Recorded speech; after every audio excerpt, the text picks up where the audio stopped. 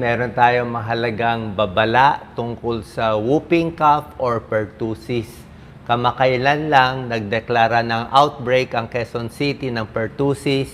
Around 20 plus ang cases nila at meron ng 3 namamatay sa whooping cough. So ingatan natin to, ituturo po natin sa inyo. So bakit siya tinawag na whooping cough? Okay, kita natin. So yan ang whooping cough, pertussis. Paparinig ko po sa inyo ang sound. Ibig sabihin, uubo siya. Pag ubo niya, dahil sa kapal ng plema, parang hihigop siya na nahihirapan siya. Ganito ang tunog ng taong may whooping cough.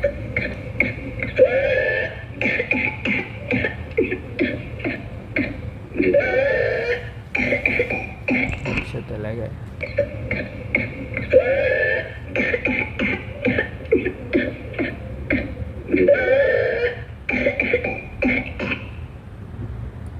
Maraming komplikasyon po kung magkakaroon nitong whooping cough. Nakita nyo, hirap na hirap talaga yung tao.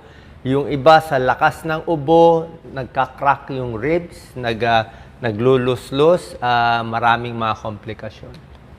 So, ang whooping cough, kadalasan sa bata. Pero pwede rin ito makita sa matatanda. Okay? Pertussis yan, isa yung upper respiratory infection, Bordetella pertussis, para din siyang trangkaso ang sintomas niya. Kaya lang, mas malala lang siya, mas matindi. Pwede magpulmonya, magkumbulsyon, pati sa utak, magkukulang ng oxygen. Maraming kaso to sa buong mundo, 300,000 namamatay per year, at karamihan mga bata. Tuturo ko po sa inyo, anong gamot, anong antibiotic binibigay sa whooping cough. Bibigay rin natin mamaya kung ano pinakamagandang pag-iwas dito sa whooping cough. So yan, pwede siya mahawa sa pag-ubo. Pakita natin. So may stage kasi ang whooping cough. Okay? May stage 1, stage 2, stage 3. Papakita natin. Ang incubation period po, pag nahawa, syempre may tao inuubo, di ba? Alam naman natin, yung plema, yung paghinga. Pag nahawa ka nito, within 7 to 10 days, lalabas yung sintomas. So, hindi pa agad-agad. 7 days to 10 days. Pag nagkaroon ka ng sintomas, yung unang linggo, stage 1, medyo mild lang ang symptoms mo. May sipon-sipon, konting lagnat, mild cough lang. Pero after 1 to 2 weeks, matagal ang course niya eh. Matagal tong sakit, matindi. After 1 to 2 weeks, makikita mo, titindi na yung ubo. Lalala na yung ubo. At meron nga, nagkakaroon nitong whoop sound. Hirap na sila, nagsusuka, talagang coughing fits, hirap na hirap. Marami pang mga videos kayo makikita ng actual patient. Hindi ko na lang pinakita kasi medyo baka matakot kayo, tsaka narinig nyo naman yung sound eh. Talaga hirap na hirap. Matagal tong sakit. Kahit gumaling siya, after ilang months, 2 months, 3 months, may ubo-ubo pa rin, mahina pa rin katawan, minsan tinatamaan ka pa ng ibang infection. So tulad na sinabi ko, early stage. Stage 1, mild lang, ubo-ubo. Stage 2, ito yung after 1 to 2 weeks, matindi bigla. Matindi, nagsusuka, napapagod, na-o-hospital. Ang gamutan natin, mas maganda inumin ng gamot habang maaga pa. Bago pa lang ang sintomas, dapat may gamot na agad. Tuturo ko mamaya. So, yan ang incubation period, 7 to 10 days. Yan. Paano nadadiagnose? Okay? Sa CBC, makikita mo lang may infection pero hindi gano'ng clear kung anong sakit yun. Sa chest x-ray, minsan makikita mo may pulmonya pero hindi rin gano'n. Usually, swab test. Sa swab test, malalaman kung whooping cough or pertussis ito. Explain ko lang maigi. So, bakit nagkakaroon ng whooping cough? Actually, itong sakit na to, halos controlled na dapat natin. nakukuha to ng bakuna. Di ba? Meron tayong DPT. Alam niyo naman yung DPT. Sa lola natin, yan ang binibigay. Diphtheria, pertussis, tetanus. So, ang bata, binibigay ng bakuna, mga 1 month, 2 months, 3 months, and within the first 3 months, binibigay ng 3 bakuna, hindi ka na dapat mahawa nitong pertussis. Kung tatamaan ka man ng whooping cough, dapat mild lang, mild. Ang problema nga siguro ng pandemic, marami hindi nagpabakuna, di ba? Kaya nagkaroon tayo ng tigdas outbreak. Kahit yung mga lumang bakuna na magaganda, DPT, hepatitis, BCG, baka maraming nanay nakaligtaan.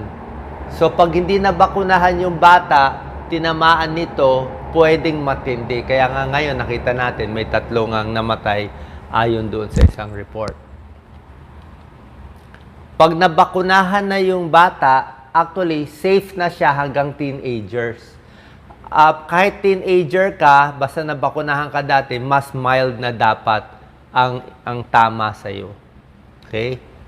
Ano komplikasyon nitong whooping cough? Tulad na sinabi ko, sa tindi ng ubo, pwede magpulmonya, emphysema, pati sa utak, pwede may pumutok sa utak, nagkukonvulsyon pa yung iba. Yung iba sa tindi ng ubo, nagka-crack na yung ribs, nagluluslus na sa tiyan, pati ugat sa mata, nagpuputok-putok na sa lakas ng ubo. Mga bata, actually, karamihan ng namamatay bata. Kasi minsan yung wala pang 6 months. Okay?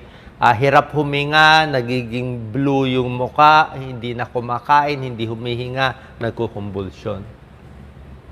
Paano muna pag-iwas nito? Simple lang, ito naman yung binibigay ng lumang panahon pa, DPT, di ba? So, 2 months, 4 months, 6 months, binibigay yan. So, within the first 3 months, dapat nakakaisa ka na. Okay? Tapos, meron mga booster din. Pag teenager, recommended din, bibigyan. Ang mga buntis, actually, ang pertussis, sinasabay siya sa tetanus. So, kung kayo nabakunahan sa tetanus, malamang may pertussis din yon, ligtas na kayo for 10 years. Diba? Ingat din tayo sa tetanus. Kailangan natin yan. Yung mga pako na may kalawang, naglalakad sa lupa. Sa lupa din nakukuha ang tetanus. May sugat sa paso. TD na rin yan. Ano? Mga buntis, 3rd trimester, binibigyan din ng bakuna para paglabas ng baby, may protection din siya. Ito lang talaga prevention. Pero mamaya yung gamot bibigay ko sa inyo. Ito yung DPT, first dose, 6 weeks, 10 weeks, 14 weeks. Okay, pregnant women, adults, pwede rin. Ngayon, ito yung gamot. Anong bibigay na gamot? Dapat to early, within the first week na bigay to. Ito yung 3 recommended ng CDC. Okay, erythromycin, azithromycin, clarithromycin. Ngayon, bukod sa antibiotic, kung kayo na-expose, lalo ngayon, may outbreak. Pag may outbreak, may exposure. Sino ang dapat? Mga healthcare worker, mga doktor, I'm sure kailangan uminom nito. Okay? Mahina immune system, nag-aalaga ka, nakita mo matindi yung ubo, pa-check natin, pa-nasal swab natin. Baka whooping cough to, mabilis to kumalat din. So, itong 3 gamot, binibigay. Doc Lisa, pakita natin. Ito ang doses. Sa infants, siyempre tatanong nyo sa pedya yung tamang dose. Depende sa bigat ng bata. Pero sa adults, binibigay, pipili lang. Pwedeng azithromycin, 500 mg, single dose, day 1. Day 2 to day 5, 250 mg. Pwede ring erythromycin, 2 grams per day, 500 mg to, 4 times a day, 14 days. Pwede rin clarithromycin, pipili lang na isa, 1 gram in 2 days. 1 gram per day for 7 days. At yung lumang gamot, ito yung trimethoprim, sulfamethoxazole, Bactrim. Yan ang dosis na binibigay din. So, kahit saan dito pwede, pero mas mabilis inumin itong sa una. Itong azithromycin na 500 mg.